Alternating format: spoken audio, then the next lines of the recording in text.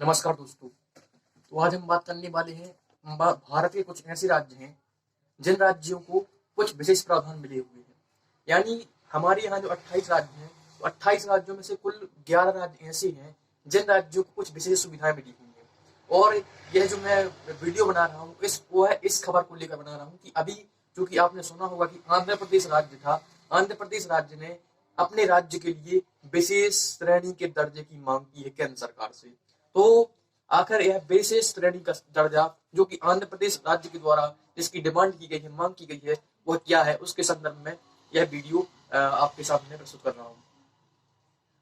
तो क्योंकि बता दें कि जो विशेष श्रेणी का दर्जा है और विशेष राज्य का दर्जा है, यहाँ पर दो प्रकार के दर्जे होते हैं। एक विशेष श्रेणी का दर्जा जो कि वर्तमान में 11 राज्यों को मिला हुआ है, और विशेष राज्य का दर्जा वह है जो कि जम्मू कश्मीर के पास में था, वह 370 के माध्यम से अनुच्छेद 370 को हटाकर जो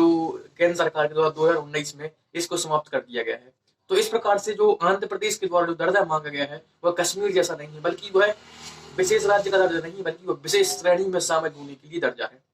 ठीक। तो आंध्र प्रदेश राज्य की जो तर्क है, आंध्र प्रदेश राज्य के द्वारा जो दलील रखी गई है, उसके तहत यह है कि 2014 में क्या हुआ था कि तेलंगाना और आंध्र प्रदेश राज्य दो, आंध्र प्रदेश से तेलंगाना राज्य अलग कर दिया गया था। जिस प्रकार से मध्य प्रदेश से छत्तीसगढ़ कर दिया गया था, उसी प्रकार से आंध्र प्रदेश राज्य के एक छोटे से हिस्से को अलग करके उसको तेलंगाना के रूप में परिवर्तित कर दिया गया और उसकी राजधानी हैदराबाद बदल दी गई है, हैदराबाद दे दी गई है। और अभी तक क्या था, आंध्र प्रदेश की राजधानी हैदराबाद थी। तो चूंकि इस प्रकार से अभी जो आंध्र प्रदेश की सरकार है उसके द्वारा यह तर्क दिया गया है कि जब हैदराबाद उसकी राजधानी थी तो हैदराबाद से उसे बहुत अधिक मात्रा में राजस्व प्राप्त होता था। तो लगभग उसे 7,000 करोड़ रुपए की राजस्व पे नुकसान हुआ है। इसकी भरपाई के लिए केंद्र सरकार को उसे विशेष श्रेणी के दर्जे के रूप में शामिल करना चाहिए। ठीक, यह जो मांग मतलब आंध्र प्रदेश सरकार के द्वारा की जा रही है। तो ये इसी को लेकर हम बात करते हैं। चलिए, अभी हम बताने सबसे पहले 11 राज्य ऐसे कौन कौन से हैं जिनको विशेष दर्जा प्राप्त हुआ है। तो सबसे पहले यह जो विशेष दर्जा प्राप्त होता है उसका उल्लेख भारत के संविधान में नहीं है, परंतु भारत के संविधान में अनुच्छेद 371 के माध्यम से इसको जोड़ा गया है। ठीक, जिस प्रकार से 370 को हटा दिया गया है उसी प्रकार से 371 को हटाने का कोई प्रावधान भारत में नहीं है। यानी जो हमारे जो गृह मंत्री थे, जब उन्होंने 370 और 35A को हटाया था तो उस समय यह स्पष्ट कर दिया गया था, कि जो उत्तर हमारे जो उत्तरी पूर्वी राज्य हैं जिनमें नागालैंड, असम है इत्यादि जो राज्य है, उत्तर पूर्वी राज्य ने 7-8 राज्यों को सम्मिलित रूप से 7 बहनों के नाम से जानते हैं। तो अहमद शाह के द्वारा स्पष्ट किया गया था कि उन राज्यों की जो विशेष दर्जा है उसको हटाया नहीं जाएगा, उन राज्यों को विशेष श्रेणी का दर्जा मिला हुआ है उसको छीना नहीं जाएगा, क्योंकि जो यह राज्य थे उनको एक इनसिक्योरिटी फील हो रही थी कि जिस प्रकार से सरकार के द्वारा कश्मीर का दर्जा, जम्मू कश्मीर का दर्जा छीना गया है, उसी प्रकार से इन राज्यों का दर्जा ना छीना जाए। और यहाँ पर आंध्र प्रदेश सरकार के द्वारा यह मांग की गई है कि उसको विशेष राज्य के दर्जे के रूप में शामिल किया जाए। तो सबसे पहले बता दें, चलिए इतिहास को समझते हैं किस प्रकार से भारत में किन किन राज्यों को विशेष दर्जा मिला हुआ है। तो सबसे पहले हम यदि राज्य की बात करें तो जो महाराष्ट्र और हमारा गुजरात, इनकी स्थापना 1960 में हुई थी। 1960 में दो राज्य यानी जो पहले महाराष्ट्र और गुजरात राज्य एक हुआ करते थे, परंतु भाषा के आधार पर उन दोनों राज्यों को क्या कर दिया गया, एक दूसरे से अलग कर दिया गया और गुजराती भाषियों के लिए गुजरात बना दिया गया, मराठी भाषियों के लिए महाराष्ट्र राज्य की स्थापना कर दी गई। तो इस प्रकार से गुजरात और महाराष्ट्र दो अलग अलग राज्य, भिन्न भिन्न राज्य हैं। तो उनके कुछ क्षेत्र हैं, जैसे गुजरात, जैसे महाराष्ट्र राज्य का विदर्भ क्षेत्र है, जैसे महाराष्ट्र का मराठवाड़ा क्षेत्र है, सौराष्ट्र और कच्छ क्षेत्र जो गुजरात के क्षेत्र है। तो इन क्षेत्रों के लिए एक विशेष प्रावधान करने की व्यवस्था राष्ट्रपति के पास है।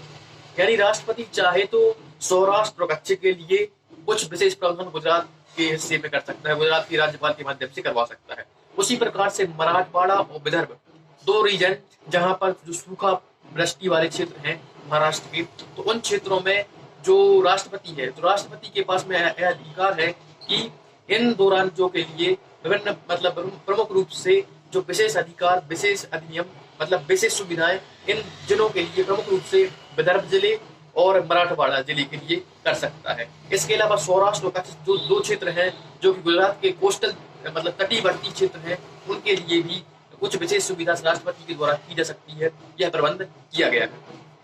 इसके बाद हम बताएं नागालैंड राज्य की, क्योंकि नागालैंड को भी कुछ विशेष सुविधाएं प्रदान की गई हैं। और वहां पर जो इनर लाइन परमिट भी नागालैंड राज्य को प्रदान किया गया है। क्योंकि इनर लाइन परमिट का तात्पर्य है कि नागालैंड के जो लोग हैं, जो वर्तमान में जो लोग हैं, वह आदिवासी लोग हैं, वह जनजाति लोग हैं। तो वह अभी जो सामान्य जनधारा है, मेन स्ट्रीम है, जो हमारा जो सामान्य समाज है, उसमें अभी आए नहीं है, उस मेन स्ट्रीम में शामिल नहीं हो पाए, क्योंकि वो पिछड़े हुए लोग हैं, प्रिमिटिव स्टेज में अभी विद्यमान है।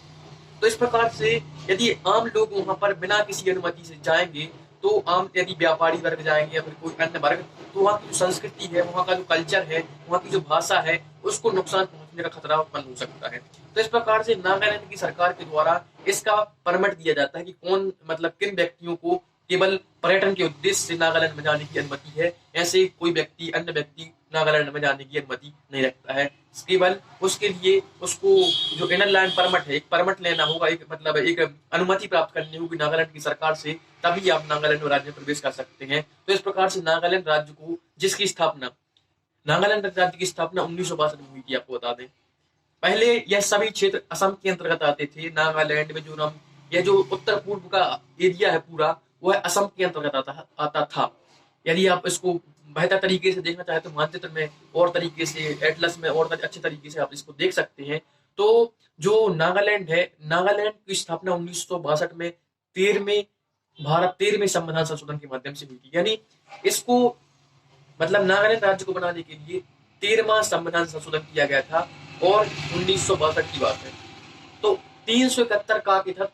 उसे कुछ विशेष अधिकार दिए गए, क्योंकि नागालैंड एक बहुत छोटा राज्य है, पहाड़ी राज्य है, दूरवर्ती राज्य और सीमावर्ती राज्य है। तो इसके लिए उसे आवश्यक है कुछ विशेष सुविधा दी जाए। वहाँ की जो जनसंख्या है, वहाँ की जो परिस्थितियां हैं, जो वातावरण है, वह जो हमारा जो कोस्ट, जो अभी वर्तमान जो हमारा जो रीजन है, मध्य भारत का रीजन, उससे बहुत विपरीत है, प्रतिकूल है, डिफिकल्ट है, कठिन है। तो इसलिए वहां पर जो मतलब सुविधा, उसको कुछ विशेष सुविधा देने की आवश्यकता है। जिस प्रकार से होता है ना, हम गरीब, जो हमारी जो सरकार है वह कल्याणकारी सरकार है। तो कल्याणकारी सरकार होने का तात्पर्य यही है कि वह अपने राज्यों को एक विवेकीकृत तरीके से, जो राज्य कमजोर है उन्हें अधिक सहायता दी, जो राज्य मजबूत है उन्हें भी सहायता दी, परंतु जो कमजोर राज्य है उनके लिए विशेष प्रबंध करने का उसके पास में अधिकार है। उसी के तहत नागालैंड राज्य को एक विशेष प्रबंध किया गया है, विशेष सुविधा दी गई है कि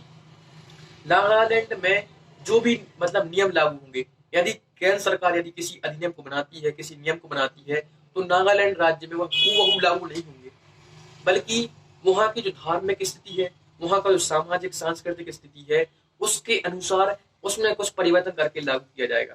ताकि वहां के जो नागालैंड के जो लोग हैं, उनके जो संस्कृति है, उनका जो विरासत, उनकी जो भाषागत जो संस्कृति, जो पहचान, विशेष पहचान है, उसको नुकसान ना पहुंचने पाए। तो इस उद्देश्य को ध्यावत रखते हुए सरकार के द्वारा उस मतलब नागालैंड को 13वें संविधान संशोधन 1962 के द्वारा निर्मित किया गया था और उसे कुछ विशेष अधिकार दिए गए हैं। और इसके संबंध में मतलब वहां पर यह भी मतलब प्रमुख रूप से अधिकार है कि यदि कोई व्यक्ति, कोई आदिवासी व्यक्ति किसी दूसरे व्यक्ति को अपनी संपत्ति देता है,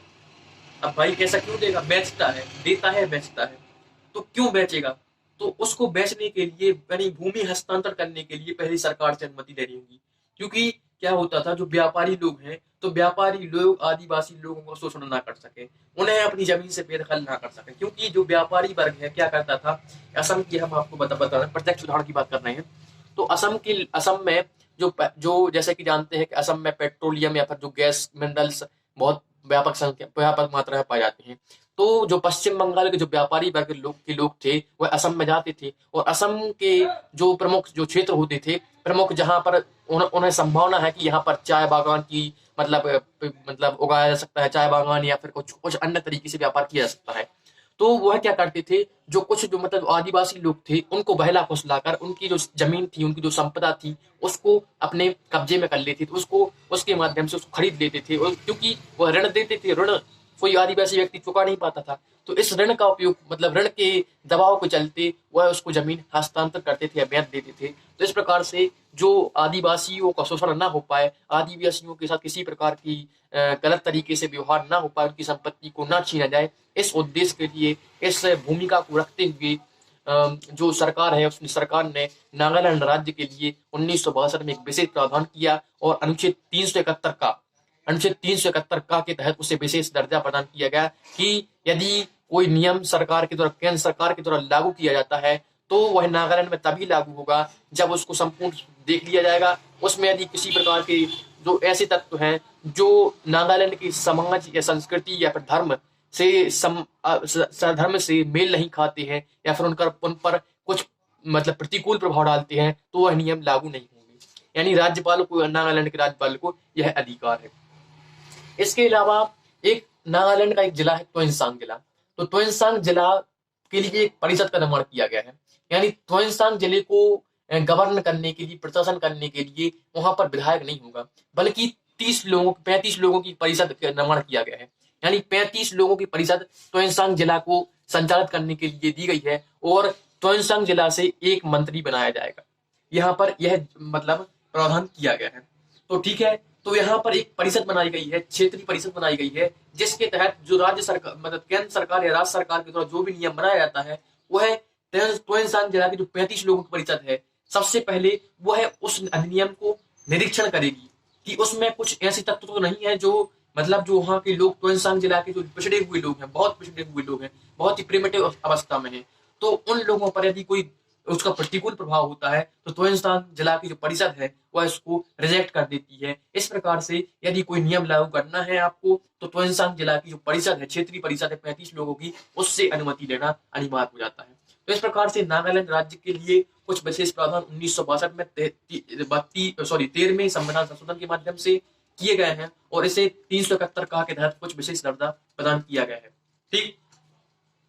तो इसके बाद हम बात करते हैं असम की। असम जैसा कि हम जानते हैं कि 1969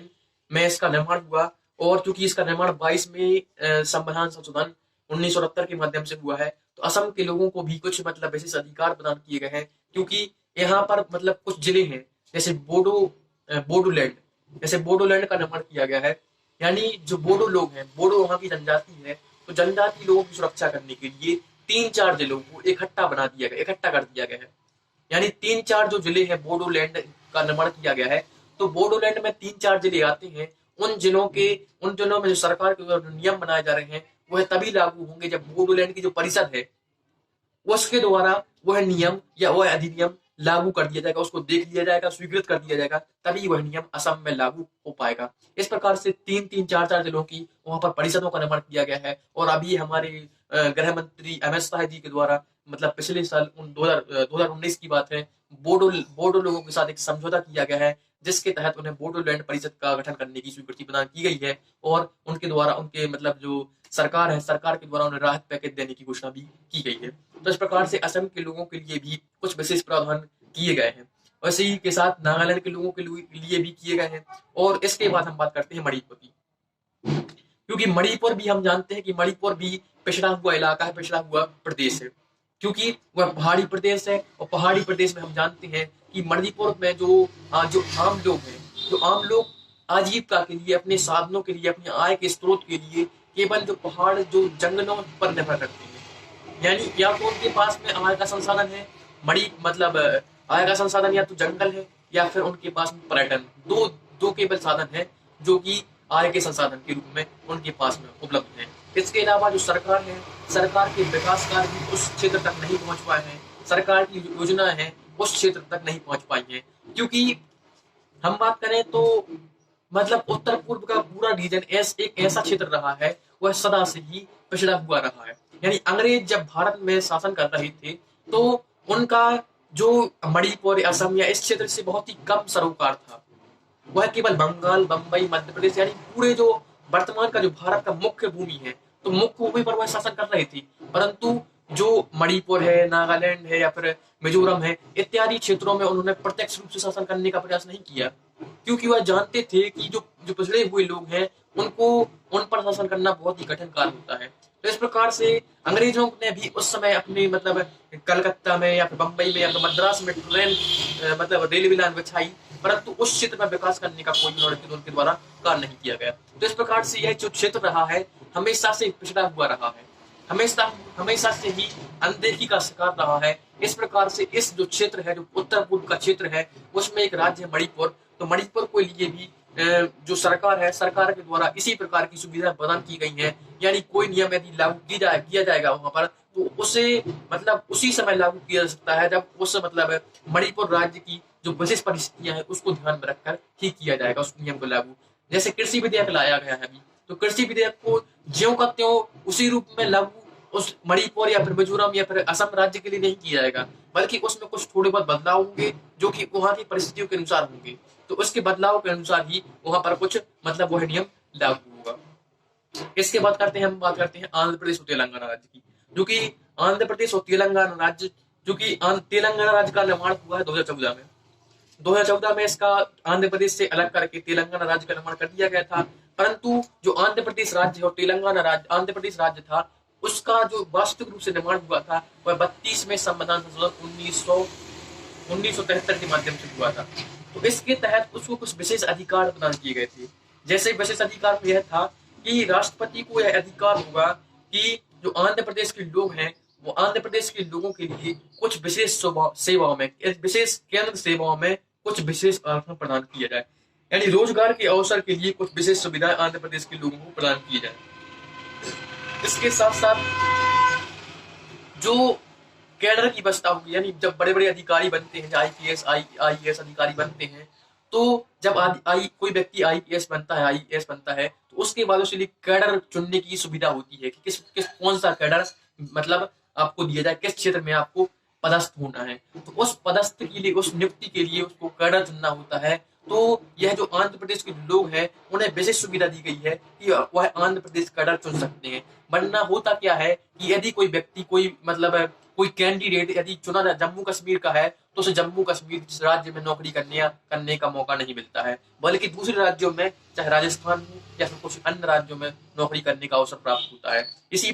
प्रकार से मतलब जो आंध्र प्रदेश राज्य है, आंध्र प्रदेश राज्य के जो अभ्यर्थी हैं उनको रोजगार में, शिक्षा में और कैडर इत्यादि क्षेत्रों में राष्ट्रपति के द्वारा कुछ विशेष नियम के माध्यम से कुछ विशेष सुविधाएं प्रदान की जा सकती हैं। यह इस अधिनियम के माध्यम से 32वें संशोधन के माध्यम से यह तय किया गया था। इसके अलावा राष्ट्रपति के पास यह अधिकार है कि आंध्र प्रदेश राज्य के लिए एक यूनिवर्सिटी, सेंट्रल यूनिवर्सिटी या फिर केंद्रीय यूनिवर्सिटी की स्थापना भी राष्ट्रपति कर सकता है। तो इस प्रकार से आंध्र प्रदेश राज्य और तेलंगाना राज्य भी दो ऐसे राज्य हैं जिनके लिए सरकार के द्वारा कुछ विशेष प्रावधान किए जा सकते हैं, विशेष उपबंध किए जा सकते हैं। और यह भी मतलब आंध्र प्रदेश और तेलंगाना राज्य भी उन गैर राज्यों की सूची में आते हैं जिनको कुछ विशेष अधिकार प्रदान है। इसके बाद हम बात करते हैं सिक्किम राज्य की, जो कि हम जानते हैं सिक्किम राज्य की नेपाल और भूटान की सीमा से लगा हुआ राज्य है। तो इसकी स्थापना 1975 में हुई थी। 36वें संविधान संशोधन के माध्यम से इसकी स्थापना 1975 में इसकी स्थापना की गई थी। क्योंकि यहाँ पर जो कि भारत जो मतलब 1975 में इसकी स्थापना हो पाई थी, क्योंकि इससे पहले यह क्षेत्र भारत के मतलब अंडर में नहीं था, यानी इसको ऑटोनोमस दर्जा प्राप्त था। इसके पहले यहाँ पर एक राजा का राजतंत्र हुआ करता था, राजा का शासन हुआ करता था। और 1975 के पहले भारत को केवल इतना अधिकार था कि वहाँ के जो क्षेत्र हैं उसके विदेश मामलों, यानी सिक्किम के विदेश मामलों, संचार के मामलों में इत्यादि, या फिर किसी अन्य मतलब वैदेशिक मामलों में वह हस्तक्षेप कर सकता है। परंतु जो आंतरिक मामले हैं उसमें हस्तक्षेप करने का अधिकार सरकार के पास में उपलब्ध नहीं था। तो सिक्किम को 36वें संविधान संशोधन 1975 के माध्यम से एक विशेष दर्जा प्रदान किया गया, विशेष अधिकार प्रदान किया गया था, जिसके तहत वहां की जो विधानसभा है उसमें केवल 30 सदस्य होंगे। बल्कि जो अभी वर्तमान में नियम है कि मतलब 40 से कम सदस्यों की विधानसभा नहीं हो सकती है। ठीक, तो इसके लिए कुछ विशेष अधिकार दिया गया था, जिसके तहत केवल 30 सदस्य हैं, तो 30 सदस्य से ही विधानसभा का निर्माण हुआ है। तो इसलिए सिक्किम राज्य के लिए भी कुछ विशेष प्रावधान किए गए हैं। इसके बाद करते हैं मिजोरम की बात। तो मिजोरम और अरुणाचल प्रदेश, यह दो राज्य ऐसे हैं जिनका निर्माण 1986 में हुआ था। यानी पहले यह राज्य जो वर्तमान में अस्तित्व में है वह असम राज्य का हिस्सा हुआ करते थे, असम क्षेत्र का हिस्सा हुआ करते थे। असम की टेरिटरी के अंदर वह क्षेत्र माने जाते थे। परंतु 1986 में जो मिजोरम और अरुणाचल प्रदेश दो ऐसे राज्य हैं। तो इस प्रकार से मिजोरम और अरुणाचल प्रदेश दो ऐसे राज्य हैं, इन राज्यों का निर्माण 1986 में हुआ था। तो इन राज्यों को भी एक विशेष अधिकार प्रदान किया गया है कि इनकी जो मिजोरम राज्य है उसकी विधानसभा में केवल 40 सदस्य हैं। 40 विधानसभा मेंबर हैं और जो अरुणाचल प्रदेश है उसमें केवल 30 सदस्य हैं। तो इसके तहत यह प्रावधान किया गया था कि जो 30 सदस्य हैं और 40 सदस्य हैं इनको विधानसभा बनाई जा सकती है।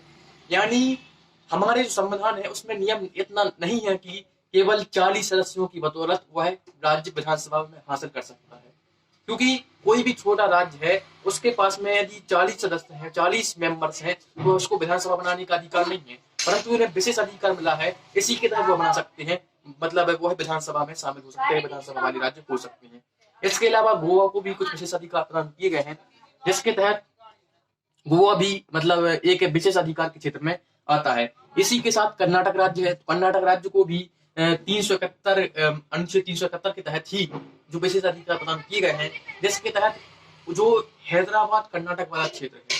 तो हैदराबाद और कर्नाटक वाली क्षेत्र एक एरिया है कर्नाटक के बीच में, कर्नाटक और आंध्र प्रदेश के बीच में, जो जैसे हैदराबाद कर्नाटक एरिया है, तो उस क्षेत्र के विकास के लिए जो सरकार है, केंद्र सरकार है, उसको कुछ विशेष मतलब सुविधा प्रदान कर सकती है कर्नाटक राज्य के लिए। तो इस प्रकार से कर्नाटक राज्य के जो हैदराबाद कर्नाटक का एरिया है उसके लिए कुछ अधिकार, कुछ विशेष सुविधाएं प्राप्त की जा सकती हैं। तो हमने यह बात की कुछ विशेष राज्यों की, हमने केवल जितने भी राज्य थे, चाहे हमने सबसे पहले महाराष्ट्र की बात की थी, गुजरात की बात की थी, इसके बाद हमने बात की कि जो नागालैंड राज्य है, फिर असम राज्य की हमने बात की, असम के बाद हमने मणिपुर राज्य की बात की,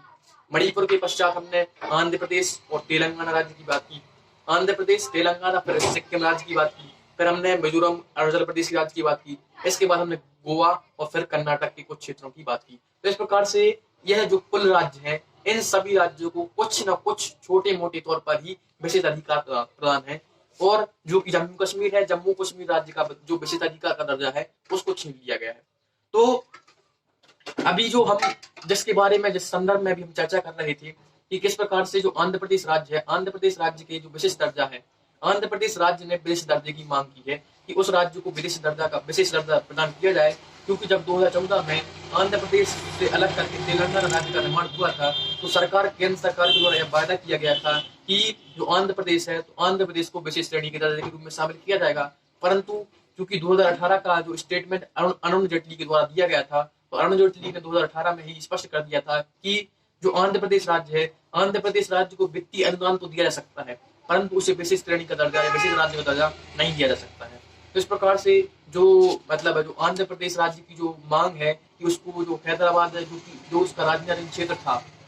उसके जाने तेलंगाना में सम्मिलित होने से, तेलंगाना की राजधानी मतलब हैदराबाद बनने से उसको जो राजस्व का नुकसान हुआ है, जो मतलब तो उस नुकसान की भरपाई उसके विशेष श्रेणी के दर्जे के माध्यम से हो सकती है। तो चूंकि विशेष श्रेणी का दर्जा, चूंकि संविधान में ऐसी कोई व्यवस्था नहीं है कि किसी राज्य को विशेष श्रेणी का दर्जा दिया जाए, तो परंतु जो सरकार है, केंद्र सरकार है, हमारी केंद्र सरकार सुनिश्चित करती है कि किस राज्य को श्रेणी का दर्जा देना है या नहीं देना है। इसी प्रकार से बिहार राज्य द्वारा और समय समय पर जो हमारे जो राजस्थान है, झारखंड है, इन राज्यों के द्वारा विशेष दर्जे की मांग की जाती रही है। तो इसमें सबसे प्रमुख मांग बिहार राज्य के द्वारा की जाती रही है। आप इसके मतलब देख सकते हैं, सुन सकते हैं न्यूज में, मतलब जब विधानसभा चुनाव हो रही थी बिहार में, तो उस समय यह न्यूज बहुत जोर पकड़ रही थी कि बिहार राज्य को एक विशेष राज्य का दर्जा की मांग प्रदान की जाए। तो आखिरकार क्या मापदंड है, क्या आधार है, कौन से बेस हैं जिस आधारों पर जो राज्य है, किसी राज्य को विशेष दर्जा प्रदान किया जाता है। तो ऐसे प्रमुख कुछ आधार हैं जिसके तहत एक पर्वतीय क्षेत्र है, एक पर्वतीय क्षेत्र मान के चलिए कोई राज्य है, जैसे असम राज्य है या फिर नागालैंड राज्य है, तो नागालैंड एक ऐसा राज्य जो संपूर्ण रूप से पर्वतीय राज्य है। उस राज्य में जो लोगों की आय का स्रोत है वह बहुत ही कम है, वहां पर न तो फैक्ट्रियां स्थापित हो सकती है, न किसी प्रकार की यातायात की व्यवस्था। तो इस प्रकार से वह क्षेत्र पिछड़ा हुआ है, और नागालैंड राज्य की जो सरकार है उसकी आय का स्रोत बहुत ही कम है, उसके पास में आय के स्रोत बहुत ही कम है। तो इस उद्देश्य के लिए, इस उद्देश्य से जो केंद्र सरकार है, तो केंद्र सरकार उसकी सहायता कर सकती है। तो इस मतलब पर्वतीय क्षेत्र है, यदि पहाड़ी क्षेत्र है, तो पहाड़ी क्षेत्र होने के साथ उसको जो विशेष राज्य का दर्जा प्रदान किया जा सकता है। इसके अलावा जनसंख्या के आधार पर जो पॉपुलेशन है, किसी राज्य की मान के चलिए पॉपुलेशन अधिक है, किसी राज्य मान के चलिए पॉपुलेशन कम है, तो कम पॉपुलेशन है तो वहां की जो लोग रहेंगे, वहां जैसे मान चलिए जम्मू कश्मीर है, तो जम्मू कश्मीर राज्य की पॉपुलेशन कम है, बहुत ही कम है, परंतु जो क्षेत्र है बहुत ही दुर्लभ क्षेत्र है, वहां पर जो फैक्ट्रियां लगाना या फिर किसी प्रकार के कॉरिडोर स्थापित करना, विकास योजनाओं को स्थापित करना संभव नहीं है। तो इस उद्देश्य से उस राज्य को यदि सरकार, केंद्र सरकार के द्वारा यदि विशेष सुविधा प्रदान की जाए तो इसमें कोई हर्ज नहीं है, कोई गलत बात नहीं है। इसके साथ साथ कुछ ऐसे मतलब जनजातियां किसी राज्य में यदि विद्यमान अधिक जनजाति हैं, तो जनजाति क्षेत्र होने के कारण वहां के जो लोग रहेंगे वह कम पढ़े लिखे होंगे, अशिक्षित होंगे, पिछड़े हुए होंगे। तो राज्य जो केंद्र सरकार है, तो केंद्र सरकार का दायित्व है कि उस राज्य को एक विशेष राज्य का दर्जा प्रदान किया जाए। ठीक, इसके साथ जो उसकी आर्थिक मतलब जो आय का स्तर है, यदि कोई राज्य मतलब पिछड़ा हुआ है, उसकी आय कम है ना, उसके पास आय के संसाधन की कमी है, तो उस राज्य को भी विशेष राज्य का दर्जा प्रदान किया जा सकता है। या फिर कोई ऐसा राज्य है जो कि सामरिक दृष्टि से बहुत महत्वपूर्ण है, जैसे कि अरुणाचल प्रदेश है, वह चीन, भूटान, इसके अलावा म्यांमार की सीमा से लगा हुआ है। तो इस प्रकार से अरुणाचल प्रदेश राज्य है वह सामरिक रूप से बहुत महत्वपूर्ण है। तो इस उद्देश्य से सामरिक रूप से महत्वपूर्ण होने के कारण जो केंद्र सरकार है उसे विशेष दर्जा प्रदान कर सकती है। और उस अब जो कि केंद्र सरकार यदि विशेष राज्य का दर्जा किसी राज्य को प्रदान करती है, तो उससे होता क्या है, उससे क्या लाभ होता है किसी राज्य को, क्यों आखिरकार राज्य विशेष राज्य के दर्जा की मांग करते हैं। तो उसका उद्देश्य है कि जो विशेष राज्य का दर्जा यदि किसी राज्य को मिल जाता है, तो संपूर्ण देश का ध्यान उस राज्य की ओर इंगित होता है, उस राज्य की ओर आकर्षित होता है। उस राज्य को केंद्र सरकार के द्वारा विशेष सुविधाएं मिलती हैं, उस राज्य को केंद्र सरकार के द्वारा विशेष अनुदान प्राप्त होते हैं। मान के चलिए यदि किसी सरकार मतलब यदि कोई राज्य विशेष राज्य का दर्जा प्रदान है, तो उस राज्य को सरकार के द्वारा जो ऋण प्रदान किया गया है, तो ऋण के तहत उसमें ऋण में अनुदान है, अनुदान अधिक प्रदान किया जाएगा, ऋण कम प्रदान किया जाएगा। तो इस प्रकार से सरकार वित्तीय सहायता उस राज्य को कर सकती है यदि कोई राज्य विशेष राज्य का दर्जा प्रदान है। इसके साथ उस राज्य के जो लोग हैं वह अपने आप को एक सुपीरियर, पूरे संपूर्ण देश से सुपीरियर फील करेंगे, क्योंकि वह एक तो बहुत ही दुर्लभ क्षेत्र में रह रहे हैं और वह क्षेत्र सामरिक दृष्टि से महत्वपूर्ण है, या फिर वह क्षेत्र पहाड़ी क्षेत्र है, तो वहाँ के लोगों को आय की कोई सुविधा नहीं है। तो इस प्रकार से यदि जो सरकार है यदि उसे मतलब उस वहाँ के लोगों को कुछ वित्तीय संसाधन उपलब्ध करा दे, तो इस प्रकार से उसकी कुछ सहायता हो सकती है। इसलिए जो वहाँ के लोग हैं तो उनको विशेष राज्य का दर्जा प्राप्त हो सकता है। तो इसके अलावा जो बिहार राज्य, तो बिहार राज्य के द्वारा विशेष राज्य का दर्जा मांग की गई है, तो उसका कारण राजनीतिक है। राजनीतिक उद्देश्य को ध्यान में रखते हुए वहाँ की सरकार ने समय समय पर बिहार राज्य के लिए राजनीतिक दर्जा का मांग कर रही है, क्योंकि यहाँ पर कोई ऐसी परिस्थितियां नहीं है जिसके तहत बिहार राज्य को विशेष राज्य का दर्जा प्रदान किया जाए। क्योंकि ना तो वहाँ की ऐसा क्षेत्र है जो पहाड़ी क्षेत्र हो, एकदम पहाड़ी क्षेत्र हो, या फिर वहाँ पर जनजाति केवल निवास करती हो। सामरिक दृष्टि से महत्वपूर्ण है, ऐसा नहीं है कि कम महत्वपूर्ण है राज्य, परंतु बिहार राज्य को या फिर आंध्र प्रदेश राज्य को विशेष श्रेणी का दर्जा देना सही नहीं है, उचित नहीं है। क्योंकि ऐसा यदि किसी एक राज्य को ऐसा मतलब विशेष राज्य का दर्जा प्रदान किया जाएगा, तो उसी प्रकार से जो अन्य राज्य है, चाहे कोई भी मतलब अन्य राज्य है, तो उनमें भी एक द्वेष भावना, एक वैमनस्यता की स्थिति, शत्रुता की स्थिति जरूर बनेगी कि जो हमारा पड़ोसी राज्य है उसको हमने विशेष राज्य का दर्जा प्रदान कर दिया और जो उसका राज्य उसको विशेष राज्य का दर्जा नहीं प्रदान किया गया। तो इस प्रकार से जो विशेष राज्य का दर्जा है वह मतलब सरकार जब किसी मतलब केंद्र सरकार किसी राज्य को विशेष राज्य का दर्जा देती है, तो इसके संबंध में कुछ विशेष तत्व होते हैं, कुछ विशेष निर्धारक होते हैं, जिसके तहत कुछ विशेष मापक होते हैं, उसके तहत विशेष राज्य का दर्जा प्रदान करती है। तो यह हमने बात की कि विशेष राज्य का दर्जा किस प्रकार से होता है, और चूंकि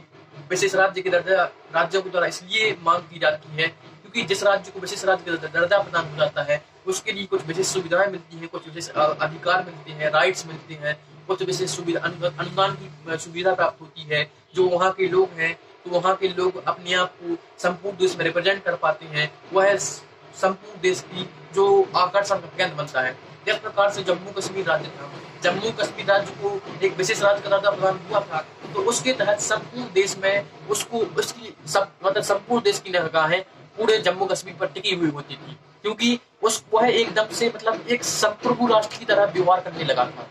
यानी जो वहाँ के जो नेता थे वह कभी कहते कि हम पाकिस्तान का हिस्सा है, कभी कहते हिंदुस्तान का हिस्सा है। तो इस प्रकार से जो जो इंडिपेंडेंस मिल गई थी ना, तो इसी प्रकार से यदि किसी राज्य को विशेष राज्य का दर्जा प्रदान किया जाता है तो उसे कुछ अधिकार दिए जाते हैं, सेमी ऑटोनोमस रीजन क्षेत्र घोषित कर दिया जाता है उस क्षेत्र को। तो इस प्रकार से यह रही बात हमारी विशेष राज्य के दर्जों को लेकर, किस प्रकार से किन किन राज्यों को विशेष राज्य का दर्जा प्रदान किया गया है उसकी हमने चर्चा की। इसके बाद हमने चर्चा की कि विशेष राज्य का दर्जा किन आधारों पर दिया जाता है, और इसके बाद हमने बताया कि किस प्रकार से जो विशेष राज्य का दर्जा यदि किसी राज्य को प्रदान हो जाए तो उसको के लिए क्या लाभ मिलते हैं, क्या विशेष सुविधाएं मिलती हैं। तो किस किस विशेष सुविधाओं के लालच में यह जो राज्य है वह विशेष राज्य के दर्जा की मांग करते हैं। और चूंकि आंध्र प्रदेश और बिहार के द्वारा विशेष राज्य के दर्जे की मतलब मांग की जा रही है, तो मतलब यदि इसका मूल्यांकन करें तो हमें लगता है कि आंध्र प्रदेश राज्य और जो जो बिहार राज्य है वह अपने आप में इतनी सक्षम राज्य है कि उन्हें किसी प्रकार की जो दर्जे है उसकी मांग की आवश्यकता नहीं है। वह केवल एक राजनीतिक स्टंट या राजनीतिक मतलब दृष्टिकोण से वह प्रेरित महसूस होता है। तो इस प्रकार से यह रही बात विशेष राज्य के दर्जों की। धन्यवाद।